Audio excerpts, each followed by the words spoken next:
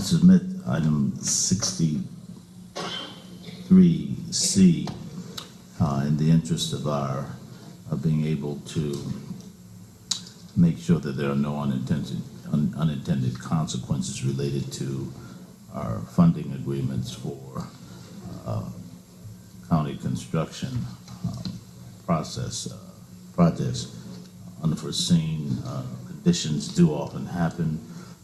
But the thrust of this motion is to direct the Chief Executive Officer in consultation with the Director of Public Works and other applicable departments to report to the board in writing within 90 days on specific measures and language that could be included in funding agreements that would ensure that the non-county entities are adhering to the state-of-the-art industry practices in construction and budget management that will minimize cost overruns and completion delays when constructing, renovating, or rehabilitating county-owned facilities. That's essentially the thrust of the matter as it relates to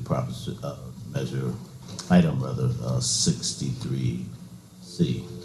Thank you. Madam Chair, I will second that motion. It's a very appropriate motion, I think, for the issues that we do.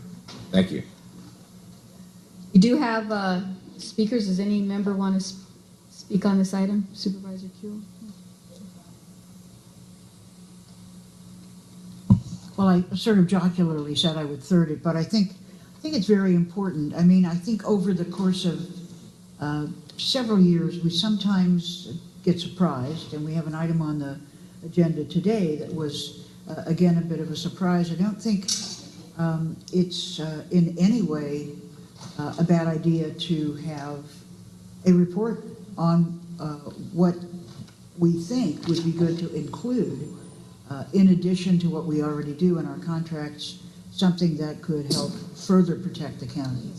So I think it's a great idea.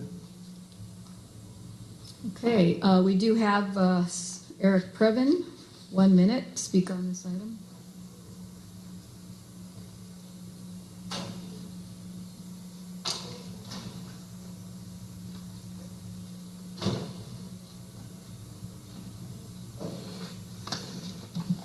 Thank you, Supervisors. It's Eric Previn. 63C is the Zev Anson Ford. I'm not sure what Mr. Ridley Thomas's motion says. He wants to look at sort of make sure all the contractors are complying. Obviously, that's appropriate.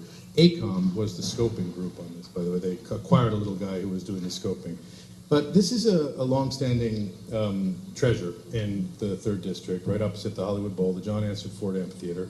We should not be trying to soundproof the 101, obviously. We have earmarked way back in the day almost $200 and something million to renovate this place, and then we are gradually carrying little buckets of water quietly, mysteriously on supplemental agendas for $15 million a year and $15 million there, like a year ago.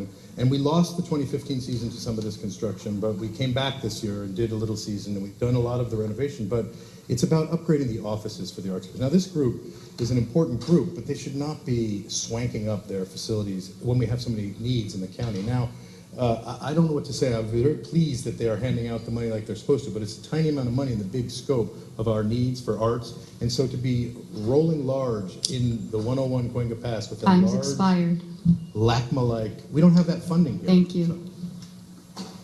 Okay, this item is before us. It's been amended, moved by Supervisor Ridley Thomas, seconded by Kanabi. If there's no objection, then the motion carries as amended. Okay, very good. Next